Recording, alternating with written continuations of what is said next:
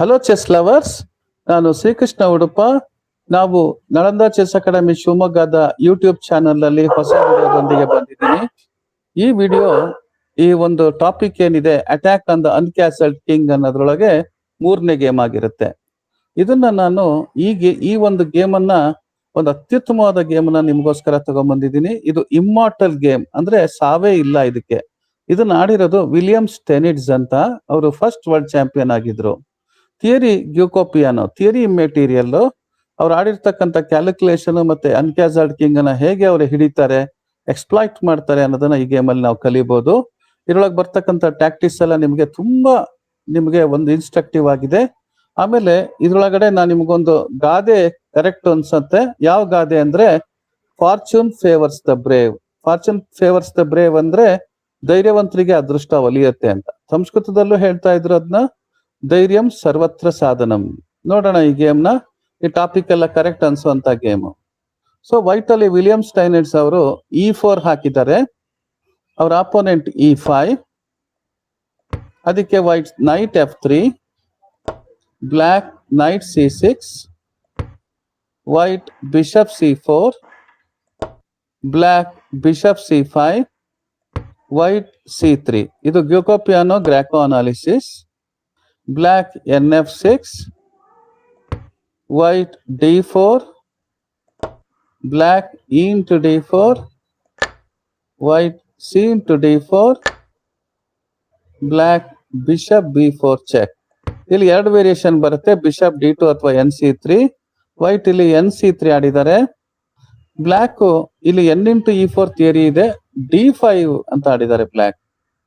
To avoid complications D5 ಆಡಿದ್ದಾರೆ. White E into D5, black N into D5. ಇಲ್ಲಿ C3 night ಹೊಡೆದು PAN ಹೋಗ್ತಾ ಇದೆ. ಪಾನ್ ನ ಕೊಡ್ತಾರೆ. ನಾನು ನಿಮಗೆ ಫಸ್ಟ್ ಸೆಕೆಂಡ್ ವಿಡಿಯೋದಲ್ಲಿ ಹೇಳಿದ್ದೆ, ಸ್ಪೀಡಿ ಡೆವಲಪ್ಮೆಂಟ್ ಆಫ್ ಪೀಸಸ್. ಆದಷ್ಟು ಬೇಗ ಪೀಸಸ್ ನ ಡೆವಲಪ್ ಮಾಡ್ಕೊಳ್ಳಕ್ಕೆ ಪಾನ್ ಗಳನ್ನ ಫಸ್ಟ್ ಗೇಮ್ ನ ತೋರಿಸಿದ್ದಾರೆ. ಡ್ಯಾನಿಶ್ ಗ್ಯಾಂಬಿಟ್ 2 ಪಾನ್ ಕೊಟ್ಟಿದ್ರು. ಇಲ್ಲೂ ಕೂಡ C3 ಪಾನ್ ಒಂದು ಹೋಗ್ತಾ ಇದೆ. C3 ನೈಟ್ ಹೊಡೆದು ಅದನ್ನ ಕೊಟ್ಟಿದ್ದಾರೆ. 0-0. ಆ ಪಾನ್ ಸಿಗೆಲ್ಲ ಲೆಕ್ಕ ಹಿಡಿಯೋದಿಲ್ಲ. ಡೆವಲಪ್ಮೆಂಟ್ ಬೇಗ ಆದವರಿಗೆ ಅಡ್ವಾಂಟೇಜ್ ಇರುತ್ತೆ ಅನ್ನೋದು ಚೆಸ್ ಅಲ್ಲಿ ಪ್ರತೀತಿ. ಸೊ 0-0ಗೆ black bishop E6, white bishop G5, black bishop E7. ಇಲ್ಲಿ ಕೆಲವು ಎಕ್ಸ್ಚೇಂಜಸ್ ಮಾಡ್ತಾರೆ. ಅದಕ್ಕೊಂದು ದೊಡ್ಡ ಪ್ಲೇಯರ್ಗಳು ಏನೇ ಮಾಡಿದ್ರು ಒಂದು ರೀಸನಿಂಗ್ ಇರುತ್ತೆ. ಅದೇನು ಅಂತ ನಿಮ್ಗೆ ನಿಧಾನಕ್ಕೆ ಗೊತ್ತಾಗುತ್ತೆ. ಬಿಷಪ್ G5, ಬಿಷಪ್ E7 ಆಡಕ್ಕೆ white N into D5, black bishop into D5,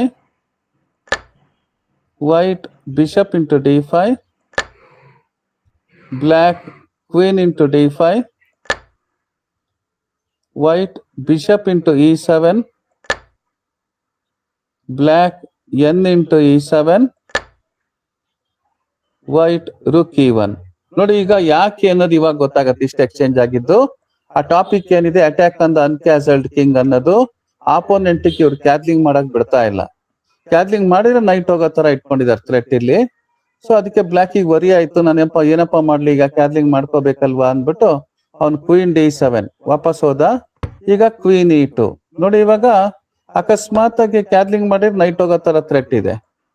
so black PAN F6. ಇವ್ನು ಡಿಸೈಡ್ ಮಾಡ್ದ, ಹೆಂಗೋ ಕ್ಯಾದ್ಲಿಂಗ್ ಮಾಡಕ್ ಇವ್ರು ಬಿಡಲ್ಲ, ಹಿಂಗ್ F7 ಎತ್ಕೊಂಡ್ಬಿಡೋಣ. H8 ರೂಕ್ ಈ ಕಡೆ ತಂದ್ರೆ ಆರ್ಟಿಫಿಷಿಯಲ್ ಕ್ಯಾದ್ಲಿಂಗ್ ಆಗುತ್ತೆ ಅಂತ ಅವನ ತಲೆಯಲ್ಲಿ.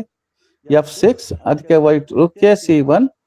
ಓಪನ್ ಫೈಲ್ ರುಕ್ ತರಬೇಕು ಅನ್ನೋದು ಪ್ರತೀತಿ. ಎಲ್ಲೆಲ್ಲಿ ದಾರಿ ಇದೆ ಅಲ್ಲೆಲ್ಲ ನೀವು ರುಕ್ ತಂದು ಇಟ್ಕೋಬೇಕು. ಸೊ ರುಕ್ C1 ಗೆ ಬ್ಲ್ಯಾಕ್ ಪಾನ್ C6. ನೋಡಿ, ಇವಾಗ ಒಂದು square clearance, file clearance, 2 topic ಬರುತ್ತೆ. ನಾವಿಲ್ಲಿ D4 ಪಾನ್ ನ D5 ಅಂತ ಪಾನ್ ಸ್ಯಾಕ್ರಿಫೈಸ್. ಅನ್ಬಿಲೀವಬಲ್ ಇದು. D5 ಗೆ black C into D5.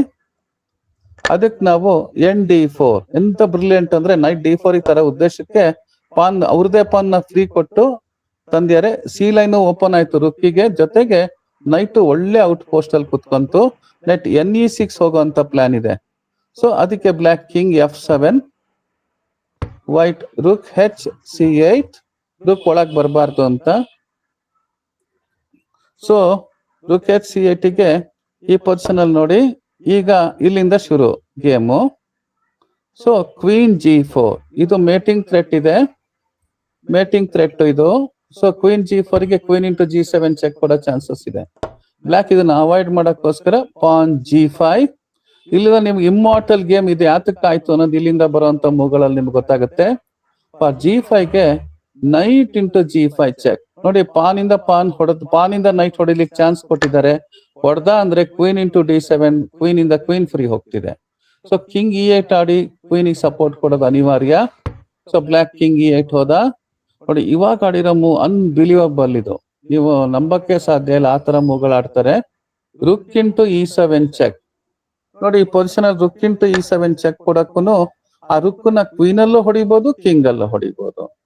Joke ಅಂದ್ರೆ ಕ್ವೀನ್ ಅಲ್ಲೂ ಹೊಡಿಯಕ್ಕಾಗಲ್ಲ, ಕಿಂಗ್ ಅಲ್ಲೂ ಹೊಡಿಯಕ್ಕಾಗಲ್ಲ. ಯಾಕೆನ್ನೋದು ಹೇಳ್ತೀನಿ. ಗೇಮ್ ಅಲ್ಲಿ ಕಿಂಗ್ F8 ಹಾಕಿದ್ದಾರೆ, ಅದೆರಡು ಅನಾಲಿಸಿಸ್ ಹೇಳ್ತೀನಿ ನೋಡಿ ನಿಧಾನಕ್ಕೆ.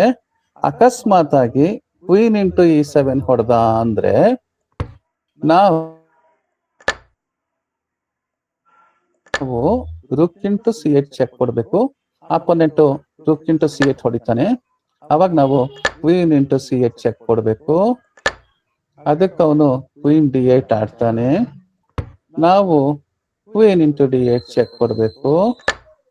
ಅವನು ಕಿಂಗ್ ಇಂಟು D8 ಆಡ್ತಾನೆ, ನೈಟ್ F3 ವಾಪಸ್ ಬಂದ್ರೆ ಒಂದು ಕ್ಲಿಯರ್ ನೈಟ್ ಅಪ್. ಇದು ಎಂಡ್ ಗೇಮ್ ಅಲ್ಲಿ ವಿನ್ ಆಗ್ತಾರೆ. ಇದನ್ನ ಅಷ್ಟು ಯೋಚನೆ ಮಾಡಿರ್ತಾರೆ ವರ್ಲ್ಡ್ ಚಾಂಪಿಯನ್ಸ್ ಲೆವೆಲ್ ಅಲ್ಲಿ. ಸೊ ವಾಪಸ್ ಬನ್ನಿ. ಸೊ ಈಗ ನಾವು ಈಗ ಅದೇ ಪೊಸಿಷನ್ ಬರೋಣ. ನಾವು ರುಕ್ ಇಂಟು E7 ಚೆಕ್ ಕೊಟ್ಟಿದೀವಲ್ಲ ಆ ಪೊಸಿಷನ್ ಅಲ್ಲಿ. ಸೊ ನಾವು ರುಕ್ ಇಂಟು E7 ಚೆಕ್ ಕೊಟ್ಟಾಗ ನಿಮ್ಗೆ ಅನ್ಸ್ಬೋದು ಕಿಂಗ್ ಇಂದ ಹೊಡಿಬೋದಲ್ಲ ಸರ್, ಕ್ವೀನ್ ಅಲ್ಲಿ ಯಾಕೆ ಸರ್ ಹೊಡಿಬೇಕು?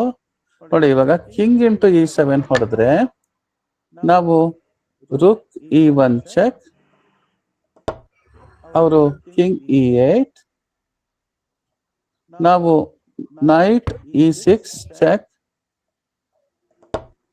King D8, rook E1 check, king E8, king D8, knight E6 check, king E8, knight C5 discovered check, queen ಆಗುತ್ತೆ. ಸೊ ಎರಡೂ ವೇರಿಯೇಷನ್ ಅಲ್ಲೂ ಲೂಸಿಂಗ್ ಇತ್ತು ಬ್ಲ್ಯಾಕಿಗೆ. ಸೊ ಬ್ಲ್ಯಾಕು ಕೂಡ ತುಂಬಾ ಇಂಟೆಲಿಜೆಂಟ್, ಅವನು ಕೂಡ ಇಂಟೆಲಿಜೆಂಟ್. ಅವನೇನ್ ಮಾಡಿದಾನೆ, ರುಕ್ ಇಂಟು E7 ನಾವ್ ಯಾವಾಗ ಚೆಕ್ ಕೊಟ್ವಿ ಅವ್ನು ಯೋಚನೆ ಮಾಡ್ದ, ಕಿಂಗ್ ಅಲ್ಲೂ ಹೊಡಿಯಕ್ಕಾಗಲ್ಲ, ಕ್ವೀನ್ ಅಲ್ಲೂ ಹೊಡಿಯಕ್ಕಾಗಲ್ಲ, ನಾನ್ ಸ್ವಲ್ಪ ಡಿಫರೆಂಟ್ ಆಗಿ ಆಡ್ತೀನಿ ಅಂದ್ಬಿಟ್ಟು ಅವನೇನ್ ಮಾಡ್ದ, ಕಿಂಗ್ F8 ಅಂತ ಹೋದ. ಈ ಪೊಸಿಷನ್ ನೋಡಿದ್ರೆ ನಿಮ್ಗೆ ಸರ್ಪ್ರೈಸ್ ಆಗ್ಬೋದು. ಈ ಬೋರ್ಡ್ ಅಲ್ಲಿ ನಿಮ್ಗೆ ಎಲ್ಲಾ ಪೀಸು ವೈಟ್ ಹೋಗ್ತಾ ಇದೆ. ನೋಡಿ ಈಗ D7 ಕ್ವೀನ್ ಇಂದ ನಮ್ G4 ಕ್ವೀನ್ ಹೋಗ್ತಿದೆ, ಇಲ್ಲಿ ನೈಟ್ ಹೋಗ್ತಿದೆ, C1 ಅಲ್ಲಿ ರುಕ್ ಹೊಡೆದು ಮೇಟ್ ಆಗ್ತಾ ಇದೆ, ಆದ್ರೆ ಯಾವ್ದನ್ನು ಹೊಡಿಯಂಗಿಲ್ಲ. E7 ರುಕ್ ಹೋಗ್ತಿದೆ. ಸೊ ಅದಕ್ಕೆ ಇದು ಇಮ್ಮಾರ್ಟಲ್ ಗೇಮ್ ಆಗಿರೋದು. ಸೊ ಅದಕ್ಕೆ ಇವನ್ ಏನ್ ಮಾಡ್ದ, ವೈಟ್ ಇದು ಗ್ರಿಪ್ ಹಿಡ್ಕೊಂಡ. ಈಗ rook F7 check, black king G8, rook G7 check, black KH8, rook into H7 check, black king G8, rook G7 check, black KH8, queen H5 check, black king into G7, queen H7 check, king F8, king F8, queen H8 check, king E7, queen G7 check, king D8, queen F8 check, queen E8, n F7 check, king D7, queen D6 checkmate. Wonderful game. ಇದನ್ನ ನಿಧಾನವಾಗಿ ನೋಡಿ, enjoy ಮಾಡಿ. ನಿಮ್ಗೆ ಇದು ಖುಷಿ ಕೊಡ್ತು ಅಂದ್ರೆ comment ಮಾಡಿ, ನಮಗೆ ಇನ್ನ ಶಕ್ತಿ ಬರುತ್ತೆ, ನಾವ್ ಇನ್ನ ಒಳ್ಳೊಳ್ಳೆ ಗೇಮ್ಗಳು ಕೊಡ್ಬೋದು. ಅದಕ್ಕೇನೆ ನೀವು ನಮ್ಮ ಯೂಟ್ಯೂಬ್ ಚಾನಲ್ ಸಬ್ಸ್ಕ್ರೈಬ್ ಮಾಡಿ, ಲೈಕ್ ಮಾಡಿ ಅಂತ ಹೇಳ್ತೀನಿ. Bye bye. We meet in the next video.